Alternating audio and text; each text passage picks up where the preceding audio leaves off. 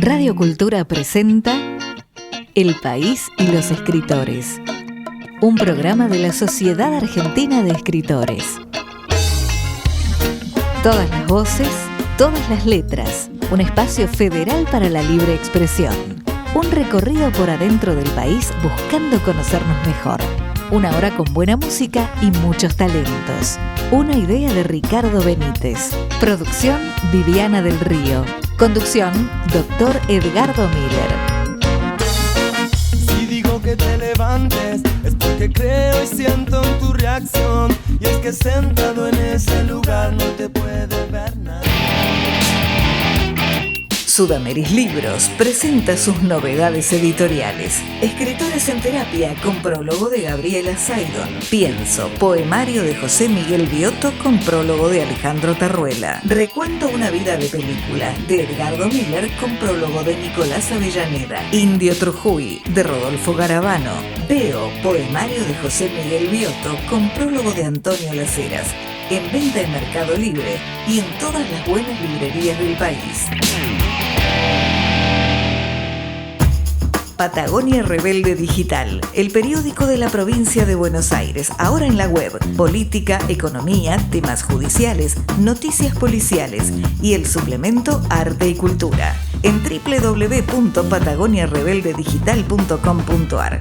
Escriben Dr. Antonio Laceras, Eduardo Sanguinetti, Andrea Frutero, Carlos Paceño y los más prestigiosos periodistas argentinos. www.patagoniarebeldedigital.com.ar. Dirige Dr. Edgardo Miller.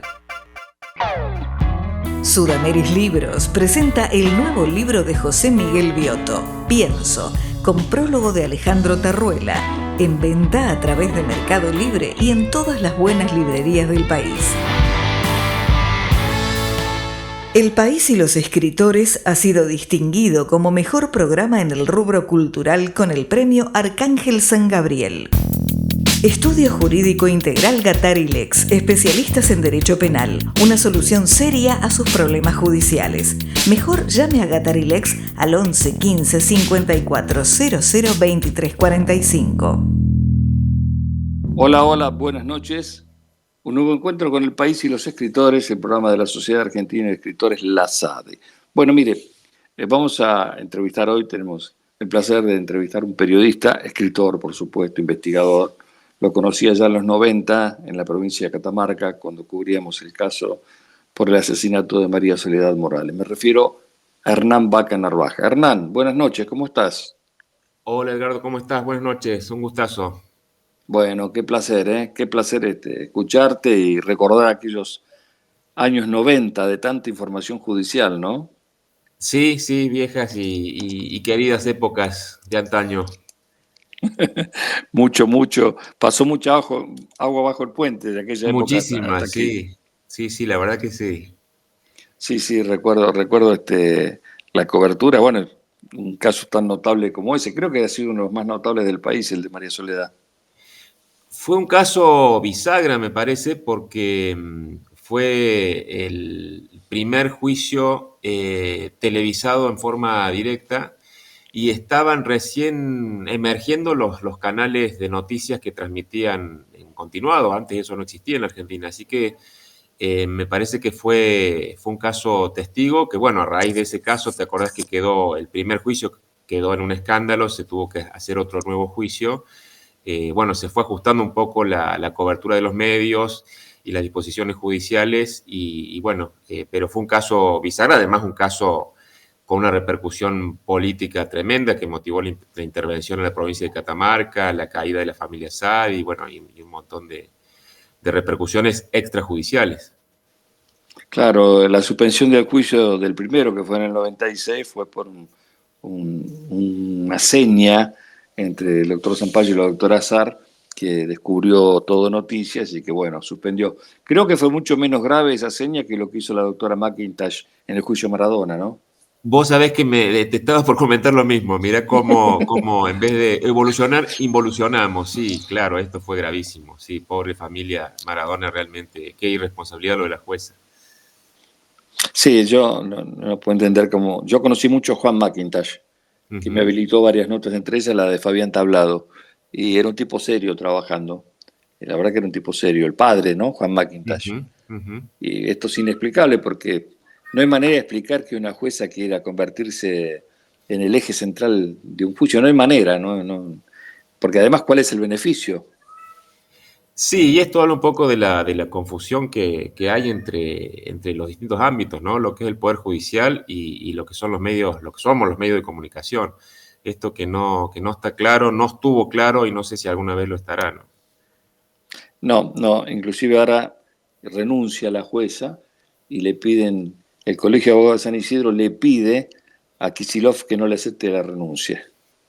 Pero la renuncia la tiene que aceptar la Suprema Corte de la provincia. Pero bueno, de cualquier manera, la justicia argentina está en estudio permanente, ¿no? Está observada permanentemente. Sí, claro. La justicia me parece que es uno de los problemas menos abordados y más serios desde la restauración democrática que no se ha resuelto, ¿no? Una justicia patriarcal, por momentos monárquica, feudal, bueno, un montón de cuestiones que tiene el Poder Judicial en todos los lugares del país, no solamente en Buenos Aires. Sí, una justicia que en general se convierte en injusticia. Exactamente. En injusticia. Pero bueno, yo tengo tu primer libro, el que escribiste sobre Eduardo Angelós. Y te decía en la previa al programa, te decía que lo tengo sin tapas, porque recién tenía las pruebas y me lo diste. Así que es Tenés un libro, un libro raro. Es un incunable. Además, mi primer libro, que le tengo un especial cariño, porque, bueno, con toda la ilusión y el entusiasmo de la juventud, ¿no? Y de un primer libro. Fue un libro importante, tuvo mucha repercusión en Córdoba, porque salió cuando fue la caída de Eduardo César Angelós, el gobernador de la Restauración Democrática, que estuvo 3 periodos consecutivos al frente de la gobernación y que parecía imbatible hasta que le explotó la provincia, tuvo una crisis financiera atroz y, bueno, denuncias pues, de corrupción por todas partes, ¿no? De un banco fundido, un estado lamentable en que dejó la provincia. Bueno, ese libro fue también uno de los primeros que se escribieron en Córdoba, desde la Mira, Restauración Democrática, de periodismo de investigación. era un tipo bravo, Angelo. Yo recuerdo que viajamos a hacer unas notas, yo estaba en Radio Belgrano y cuando vio el grabador de Radio Belgrano no me quiso dar la nota. Me dijo que no hablaba con Radio Belgrano. Un tipo complicado, ¿no? Sí. Y bueno, y también estuvo, digo, mi libro aborda mucho también el Poder Judicial, un Poder Judicial que estaba absolutamente colonizado por lo que había sido la dictadura cívico-militar y el propio radicalismo hegemónico de aquel momento. Sí, realmente sí. Pero bueno, fue un caso gran que vos debes recordar, Edgardo, el caso Mathers, sucedió también Claro, en el Regino periodismo Mathers. de Angelo Regino Mathers, un asesinato político, también de resonancias tremendas en la provincia de Córdoba y el país. A ver, yo tengo una versión sobre el caso Regino Mathers. Siempre se dijo por ahí que había un dinero que tenían custodia y que cuando se lo pidieron no estaba más el dinero. ¿Hay algo de eso? El caso llegó a juicio, hubo condenas, se condenó como autor intelectual, si no recuerdo mal, ¿te acordás el diputado Luis Medina Allende? Sí, claro. Un diputado muy particular y muy cercano a Angelós, aunque Angelós después lo negó, de una familia muy tradicional de Córdoba, pero bueno, siempre quedó esa sensación, como con estos casos, que no se terminó de dilucidar el trasfondo del crimen, ¿no? De todas formas, en este caso, por lo menos, hubo juicio y hubo condenas. Bueno, sí, porque, no sé, yo con María Soledad me traje la sensación de que fue un juicio a medias, ¿no?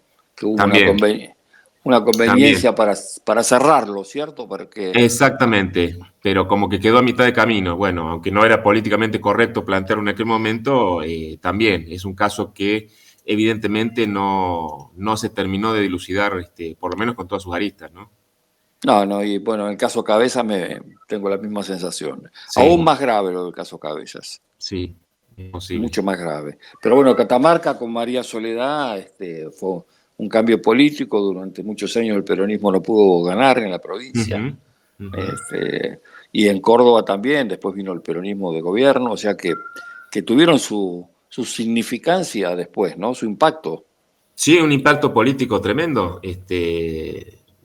No digo por lo de Maders, pero la caída de Angelos, Sí, después lo claro. sucedió Ramón Mestre, pero hizo un ajuste brutal para enderezar los números de la provincia y después ganó De la Sota y desde entonces el peronismo mantiene la hegemonía política en la provincia, nunca más ganó el radicalismo. Exactamente, pero bueno, son las implicancias.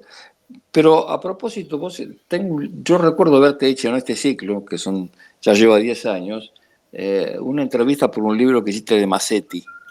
Massetti, Sí, el periodista argentino que viajó a entrevistar a Fidel, pero finalmente no hizo la nota con Fidel, sino con el Che Guevara. fue una investigación muy, muy fascinante. Viajé a Cuba. Jorge Ricardo Massetti es uno de los personajes más interesantes del periodismo, de la historia del periodismo argentino y latinoamericano.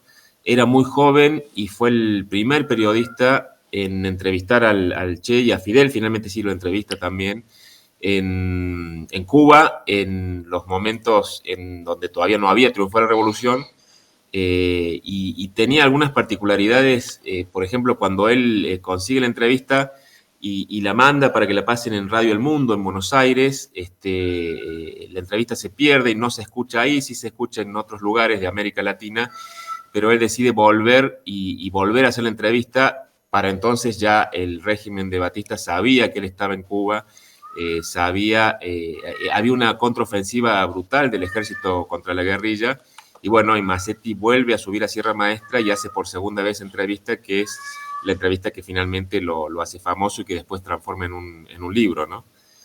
Claro, Fue fascinante. Escribir ese libro fue una de las experiencias más lindas de mi vida profesional. claro.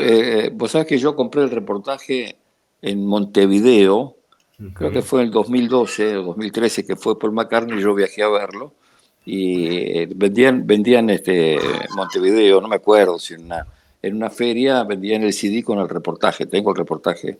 Seguramente debe ser la segunda versión del reportaje, ¿no? Sí, sí, porque la primera entiendo que se perdió y la segunda después se transcribió, se convirtió en un libro y después Massetti sacó ese libro maravilloso, para mí una de las mejores crónicas de guerra, que es Los que luchan y los que lloran, ¿no? Ujú. Y después Macetti se pliega al movimiento, se hace militante, ¿no? Exactamente, yo también cuento en el libro lo que fue la fundación del EGP, el Ejército Guerrillero del Pueblo, una experiencia bastante efímera y bueno, y fallida, termina de la peor manera y Massetti termina desaparecido, nunca apareció su cuerpo en la selva de Salta. Exactamente, exactamente. Bueno, digamos, años 60, 60 y pico. En los 60 fue eso. Exactamente, sí, Ajá. sí, sí. Que no tiene que ver con la guerrilla de Taco Ralo, ¿no? No, no, no, no, era una experiencia diferente. Yo creo que la guerrilla, si no recuerdo mal, fue en el 62 y termina en el 64. No es que haya durado 2 años, sino que eso fue más o menos lo que demoró la preparación y la llegada de los expedicionarios a Bolivia y de ahí entraron a Salta. Pero bueno, fue la experiencia previa a lo que después fue el desembarco del propio Che Guevara en Bolivia, que también terminó muy Ujú. mal. En realidad Massetti era parte de ese plan que, bueno, el fracaso de su guerrilla demoró la llegada de Che, pero finalmente se produjo. Claro. Bueno, Macetti es uno de los que permanece desaparecido. Nunca más se Exactamente. supo. Nunca más se No, nunca, supo. nunca se supo qué pasó con él y con Atilio Altamira, que era el otro guerrillero de Córdoba que lo estaba acompañando cuando se separaron del grupo. Qué interesante esa historia. Bueno, yo obviamente que me gusta la historia de esa época me parece fascinante, ¿no? Y aparte con tanto misterio, porque no muchos saben lo que pasó en realidad. Se ha escrito mucho, pero hay que leerlo siempre con atención, lo que se ha escrito sobre Macetti, sobre Guevara, especialmente sobre Guevara en Bolivia, ¿no?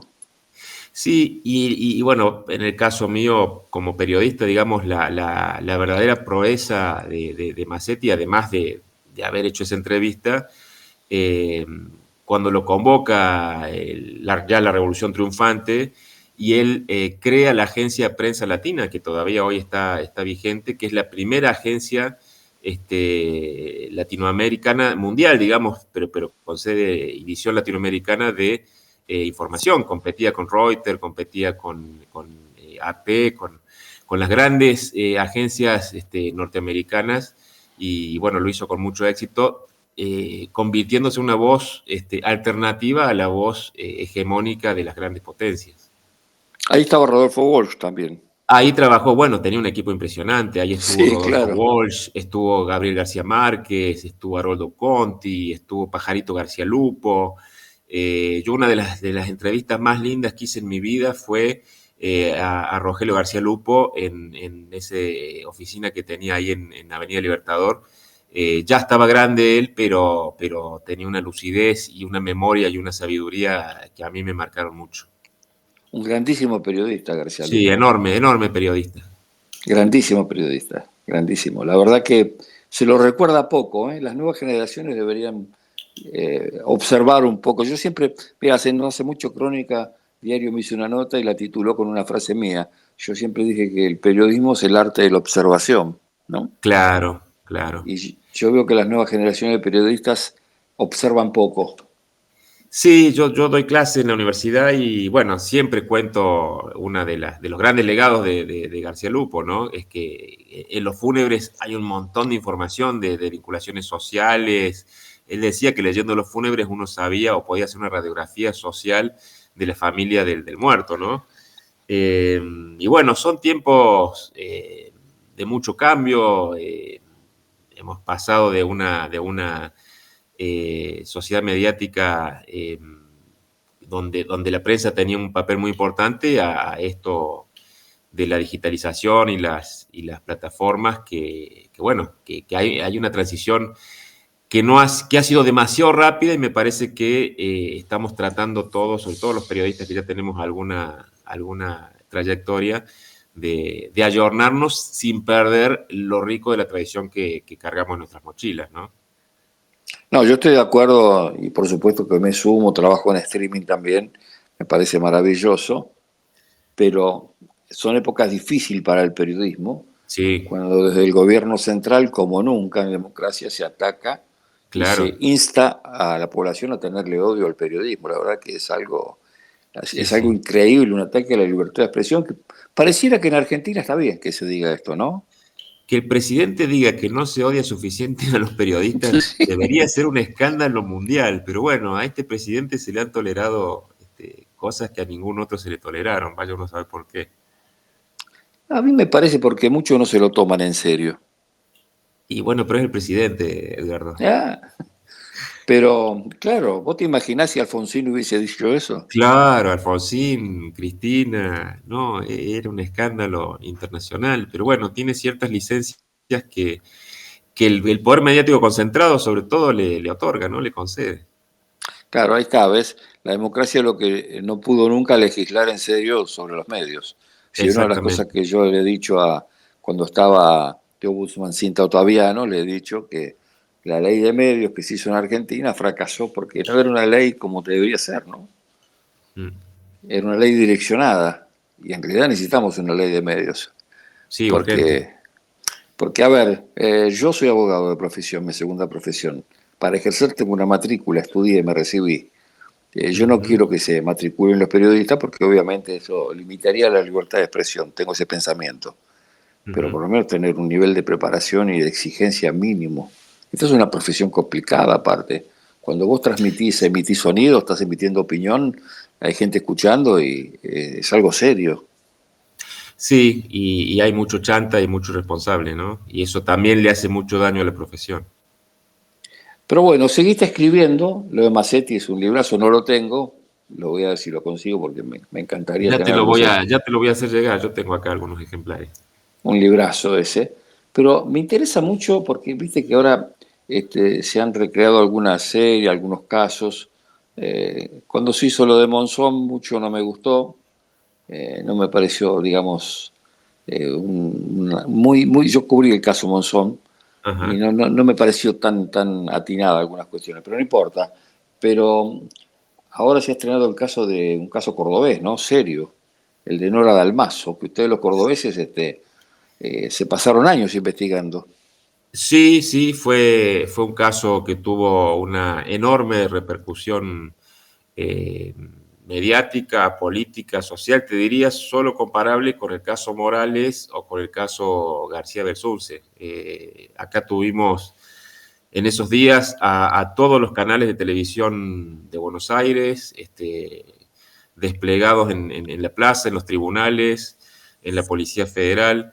Eh, Ese caso le costó la caída a toda la cúpula de la Policía de Córdoba y a todo el área de seguridad del Ministerio de Gobierno de aquel momento, y hasta se llegó a hablar de la posibilidad de una intervención federal a la provincia. Gobernaba de la Sota y el presidente era Néstor Kirchner. Así que es un caso que tuvo un impacto tremendo, y ahora, 18 años después, ha salido esta serie que no sé si vos la viste, pero es No, una serie, no, es una serie de una pobreza argumental y periodística indigna, digo, porque Netflix ha hecho series importantes. Yo vi la de Nisman, vi sí. la de García Bersunce, me parecieron series bien hechas, con mucha opinión, con mucho rigor, con todas las voces. Y acá lo que se ha hecho es una serie sobre la familia Macarrón, donde ellos monopolizan el uso de la palabra y donde hay una visión absolutamente sesgada y parcial de lo que pasó con este caso tan resonante. Bueno, me pasó con el documental de Lorena Muñoz sobre María Soledad, Ujú. que me pareció realmente muy flojo, Claro, ese no muy lo vi flo- todavía. Claro, es más, vos sabés que yo en este programa la entrevisté a Lorena Ajá. Muñoz porque en realidad me golpeó mucho ver, yo estuve casi un año viviendo en Catamarca con el caso de María Claro, Soledad. claro. Entonces, lo primero que le pregunto es si leyó la causa, si tenía información, porque es Ujú. un caso complejo, ¿eh? Con Muy tantos complejo. idas con tantas idas y vueltas. Y me dijo que no, que ella hizo un documental basado en las compañeras. Y Claro. yo creo que las compañeras mucho no podían aportar, Ujú. porque en definitiva era una trama política muy seria detrás del caso, y además un caso con tantas idas y vueltas como ese, con tanta prueba falsa, testigo falso, la verdad que no me gustó para nada, y me parece que a veces nosotros que cubrimos los casos nos resulta mucho más fácil saber si está bien o está mal. Claro. Bueno, entonces ni lo veas a este de las 1000 muertes de Nora Dalmazo, que encima me han copiado en forma descarada el título de mi libro, porque mi libro sobre el caso se llamó justamente Las 4 muertes de Nora Dalmazo, y el documental, 15 años después, se llama Las 1000 muertes de Nora Dalmazo. ¿En qué año hiciste el libro vos? Yo lo saqué a 2 años del crimen, Hace 2008. mucho. Sí, sí, sí, 2008. Y ahora hice una actualización hace un par de años, cuando se hizo el juicio, cuando se hizo el juicio a Marcelo Macarrón, que estaba acusado de ser el autor intelectual del crimen. Se lo absolvió a pedido del fiscal y coincidió con el juicio que le hicieron a, ¿cómo se llamaba? El del caso García Belsunce, Sí. que fue condenado, a Pachelo, que fue condenado. Entonces, como yo había hecho un trabajo en la Universidad de La Plata, cuando hice la maestría sobre el caso García Belsunce, me pareció interesante comparar los dos casos. Y ese libro se llama Crímenes en Espejo, y me parece que es muy impresionante ver cómo actuó el poder, cómo fueron los crímenes y cómo lo resolvió, o no lo resolvió, mejor dicho, el Poder Judicial. Así que, bueno, esa fue la actualización en cuanto al caso Dalmazo se refiere, de aquel libro de las 4 muertes que salió a los 2 años. Después pasó, como vos decís, mucha agua bajo el puente.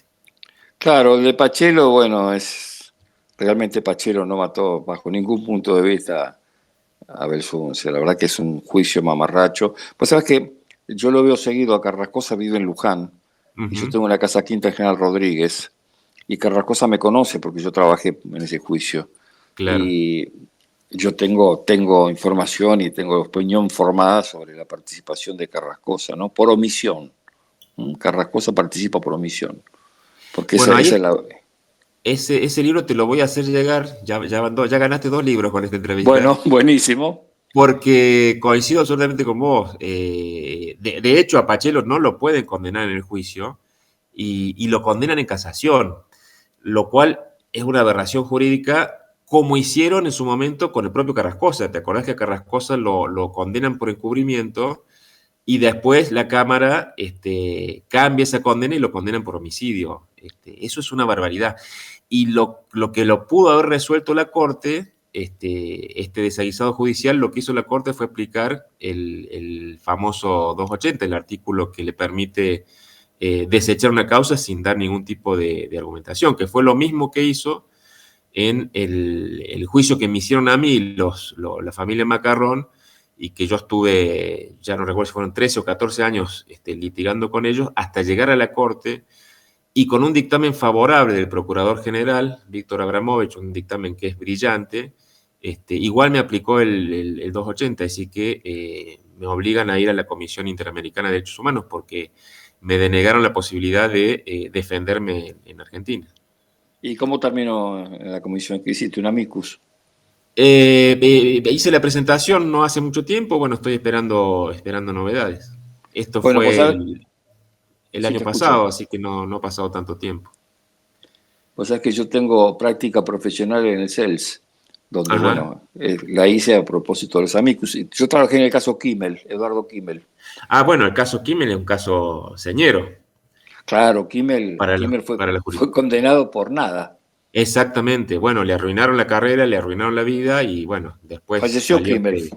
falleció. Sí, claro, falleció antes de conocer este fallo, que realmente es extraordinario, y esto motivó que se derogara la figura de la querella por injurias y calumnias para los periodistas.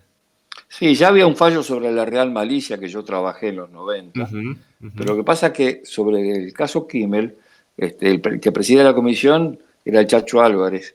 ujú. Nunca se terminó de despedir a Argentina y después el proyecto que había, vos sabés que la Comisión Interamericana obligó a la Argentina que establezca un proyecto a Ujú, propósito de la responsabilidad periodística y perdió claro, estado parlamentario porque nunca la trataron. claro. Y, pero bueno, me pasó hace poquito con Natalia Aguiar, no sé si la conoces, que escribió El No. Señor de la Corte, Ujú. sobre en aquel momento el presidente de la Corte, el santafesino, que me acuerdo el nombre en este momento, Lorenzetti. Lorenzetti. Bueno, pues sabes que mandaron a secuestrar la edición completa y hablaron con el presidente de la Fundación del Libro para que ella no pueda presentarlo en la Feria del Libro. Qué barbaridad. Sí, sí, sí, eso lo cuento porque yo intervine y Merced Alejandro Bacaro, presidente de SADE, pudimos presentarlo con un gran panel de... Yo participé también, pero con un gran panel de expositores y después le sugerí a Natalia, porque le habían observado una serie de cuestiones en 2 o 3 páginas, y le Ujú. sugerí que haga una reedición modificando para que el libro, porque el libro es muy bueno, sobre los negociados en Rafaela de Lorenzetti, es Claro, claro, impresionante, claro. impresionante. Pero viste vos que siempre se busca atacar al mensajero, ¿no? Tremendo. Bueno, mi caso fue atroz. Soy el único condenado del caso de Almazo. Aunque suene absurdo, es la triste realidad. Es increíble, ¿no? Es increíble que la justicia, inclusive el caso está prescripto ya, El caso está prescrito, exactamente. Sí, y no sí. hay manera, por más de que la ignorancia supina de muchos funcionarios y de algunos pseudo periodistas lo quieran reabrir, no, no, no, está prescripto. Hay un instituto en el derecho que se llama prescripción. Exactamente. Y eso no se Exactamente. puede dar vuelta, no se puede A ver, aquí las garantías constitucionales son permanentemente vulneradas, Ujú, pero esto es una garantía procesal, el debido proceso. ujú. Más allá de que si por ahí la persona esta que estuvo, creo que estuvo detenida esta persona que era un albañil o algo por el estilo, ¿no? No. Fue investigada. Estamos hablando de Roberto Bárzola, que es el Sí. último sospechoso. Fue investigada, fue allanada, no le encontraron nada. Y ahora, 18 años después, como bien decís vos, con la causa prescripta y con esta, no sé cómo explicarlo, esta cuestión tan extraña de la justicia de Córdoba que ordena que un fiscal siga investigando la verdad histórica de lo ocurrido, cuando la verdad histórica en todo caso la tienen que buscar los historiadores, no la justicia. Ujú. Se lo linchó mediáticamente este hombre porque el fiscal llamó a conferencia de prensa y dijo, este es el sospechoso de asesinar a Nora Dalmazo, no dijo que la causa está prescripta. Y bueno, y efectivamente eso es lo que están discutiendo ahora en tribunales, porque los abogados de Bársola pidieron la prescripción. Claro, no es un juicio por la memoria este. No es un juicio por la memoria, pues el juicio por la memoria es una cuestión que, bueno, vos lo debes conocer mejor que yo, que surge porque había leyes de impunidad en el país que impedían el normal funcionamiento de la justicia. Acá nadie le impidió nada a la justicia de Río Cuarto para investigar quién mató a Nora Dalmazo. No lo hicieron porque son negligentes, porque son cómplices, o porque no quisieron, o porque no pudieron, pero los plazos, un plazo de 15 años para investigar a una persona no me parece no me parece poco razonable. No, aparte cuando la justicia llega tarde no es justicia. Exactamente. Yo no estoy de acuerdo con, a veces, cuando una cosa está prescripta y bueno, si lo pudieron esclarecer, es lamentable que la justicia, porque en realidad la responsabilidad viene de la justicia. Los que investigan son los fiscales. Exactamente. No se puede dejar de lado esta cuestión de que el fiscal es el que investiga, es el que representa al pueblo, el fiscal. Es el acusador que representa al pueblo. Y si el fiscal no investigó bien, bueno, ha pasado con la mayoría de los casos. Yo creo que, y por ahí coincidís conmigo, que estos casos que no se pudieron resolver hay mucho encubrimiento policial y judicial en muchos casos. Por supuesto, y político. Y político, claro. Sí, y económico. Sí, hay muchos intereses. No hay crimen perfecto, hay investigaciones imperfectas y en este caso investigaciones expresamente desviadas hacia lugares donde se sabía que no iba a aparecer ningún culpable. Y contame, en Crímenes en Espejo, ¿este que es del 23, este libro? Sí, del 23, si no me equivoco. Sí. Ajá, contame de qué hablas, de qué casos. Hablo de los dos casos, hablo del caso García Belsunce y hablo del caso Dalmazo. Bien. Bueno, son como dos bloques, ¿no? El caso Dalmazo es una actualización de mi libro Las cuatro muertes de Nora Dalmazo, y el caso García Belsunce es una investigación muy a fondo que hicimos en la maestría de Periodismo y Medios de Comunicación de la Universidad de La Plata, actualizada y con un seguimiento del juicio, porque los juicios se hicieron el mismo año, los juicios a Pachelo y a Macarrón. Y bueno, la verdad que son dos casos que, vistos en perspectiva y ordenados de una forma similar, realmente tienen unas coincidencias asombrosas. Y esto habla también de que el problema del Poder Judicial no es un problema ni de Córdoba ni de la provincia de Buenos Aires, es un problema estructural que afecta al Poder Judicial en todo el país, ¿no? Es más grave en Córdoba porque la meca del derecho siempre fue la provincia de Córdoba. El mejor derecho salió de la provincia de Córdoba. Sí, nos queda solamente el mote de la docta, ¿no? Porque de doctos, los jueces que tenemos ahora tienen poco y nada. ¿Cómo observar la realidad ahora con este fallo de la Corte, el rechazo del recurso de queja que presentó Cristina Fernández, que no lo abrieron? Y además hay algunas curiosidades, vos que sos un investigador judicial, ¿no? Se condena por la obra a la presidenta y no se condena ni al jefe de gabinete ni a los ministros. Es una aberración jurídica, pero además la Corte es la última instancia de revisión de una causa judicial y no revisaron esta causa que es un mamarracho de pies a cabeza y lo fue siempre y se denunció tanto dentro como fuera del ámbito judicial y le terminaron aplicando un 280 reformado, un 280.0, digamos, sí, porque no es un 280, porque no se animaron, porque el 280 a mí me lo aplicaron, y es decirte, tiene dos renglones, es decirte, no te vamos a revisar la causa, no se animaron a hacer eso con Cristina, hicieron algo peor, que es rechazar por temas formales a una expresidenta. No, lo de la Corte es una aberración, ojalá que en algún momento cambie la correlación de fuerzas y se pueda enviar a estos impresentables a juicio político, porque realmente lo que han hecho con el Poder Judicial y lo que han hecho con Cristina es inconcebible, es aberrante. Sí, sí, cómo la han expuesto y obviamente que es encarcelar a la líder más importante que tiene la Argentina, no de la oposición, porque hablemos de líderes. Milei puede Sí, haber sí. ganado elecciones, pero no es líder de nada, Milei, por Exactamente, ejemplo. sin duda. No, no, es una decisión política, pero ni siquiera tiene un ropaje judicial decente. Lo que han hecho es absolutamente arbitrario, es impresentable por donde se lo mire, es tremendo. Esta corte no tiene límites. En mi caso, que llevaba 14 años, Edgardo, litigando, ¿vos sabés lo que es litigar 14 años? ¿Qué te parece? En primera instancia me condenaron, pero a pagarle una millonada a los Macarrón, a pagarle a sus abogados, a sus peritos, a sus peluqueros y a sus jardineros, porque tenía que pagar todas las costas. En segunda instancia, bajé esa indemnización a la mitad, porque este es un juicio civil el que me hicieron.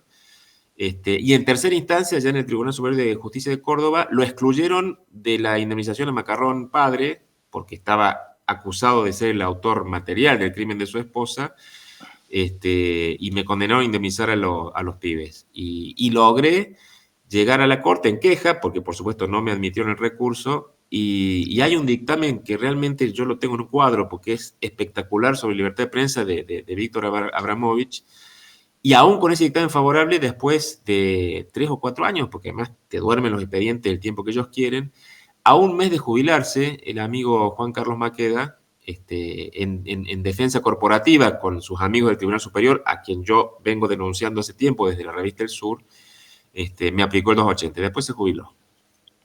Claro, quiso cumplir con los deberes porque Cumplió en con la realidad, corporación, exactamente. claro, los jueces, no hay duda. Mira, alguna vez un secretario de un juzgado, que yo tenía juicio oral seguido ahí, no voy a decir cuál, me decía que quería ascender a juez y que no podía.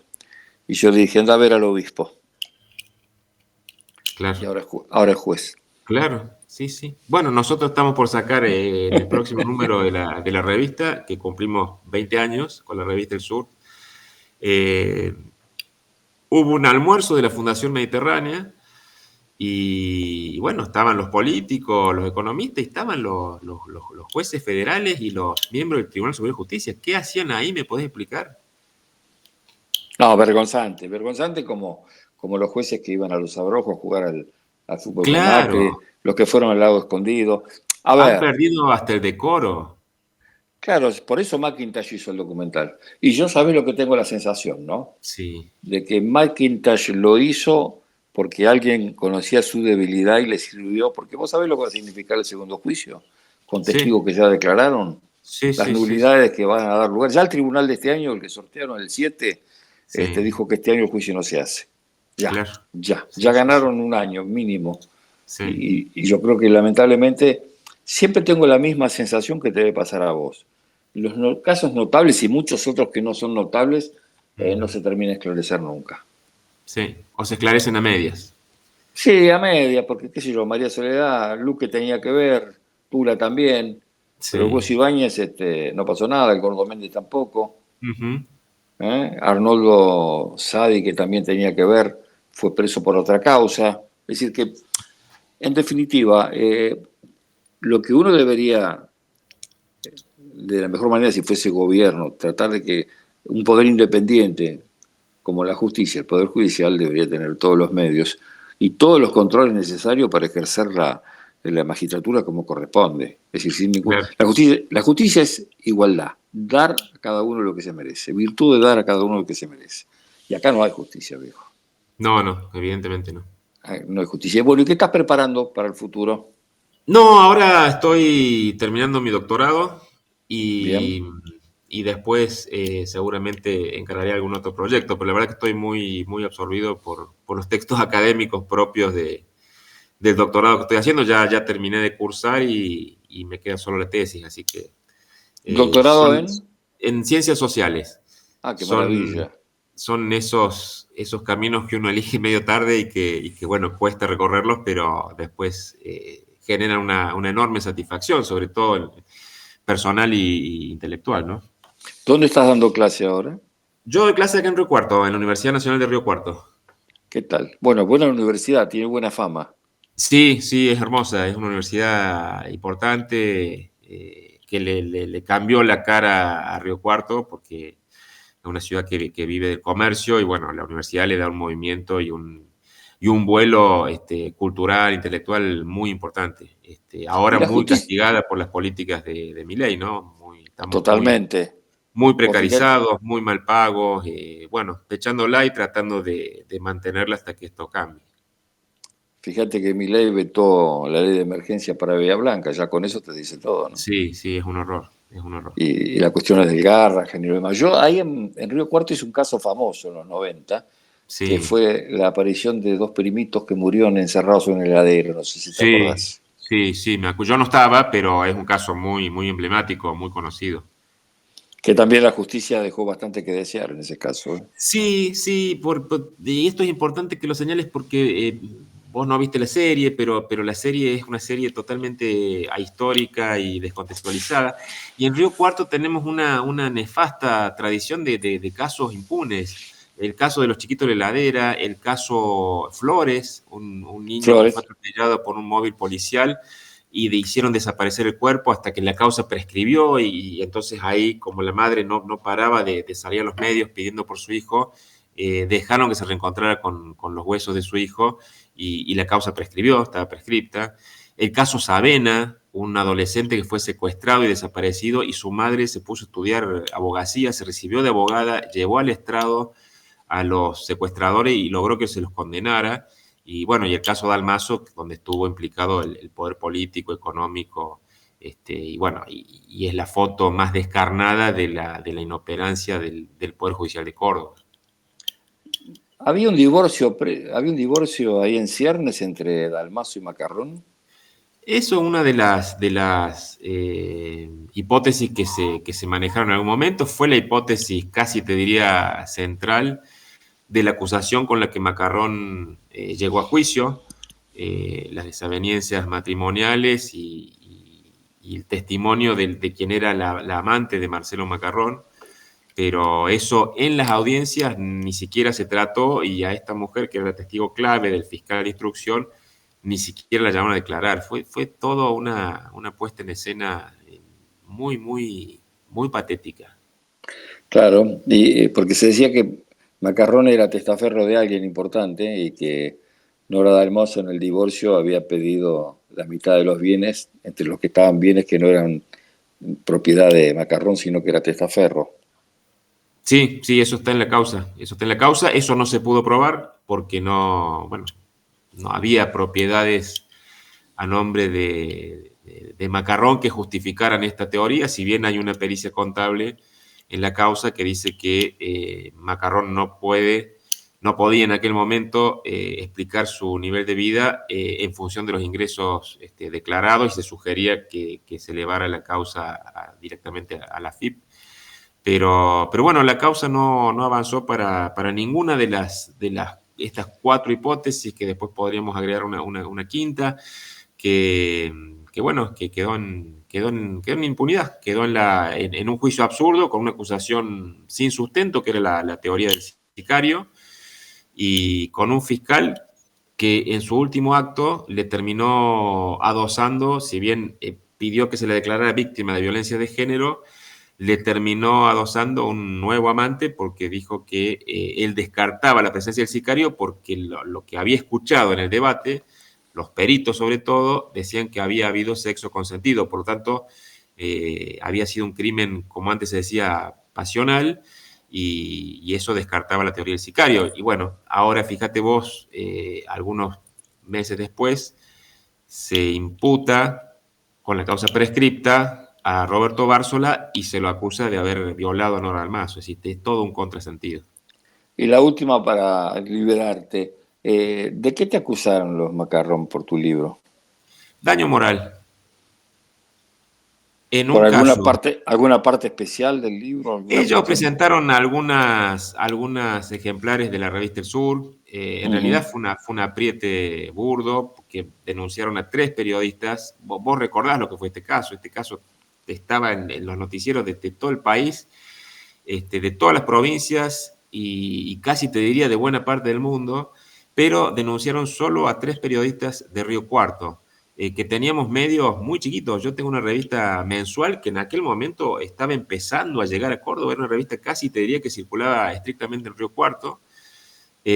Una colega que ya murió, que tenía un semanario también, una colega que había sido despedida del diario Puntal, y para poder ejercer la profesión imprimía y repartía ella misma un semanario que se llama todavía Otro Punto, y una colega que era movilera, cronista de la televisión de aire de acá de Río Cuarto.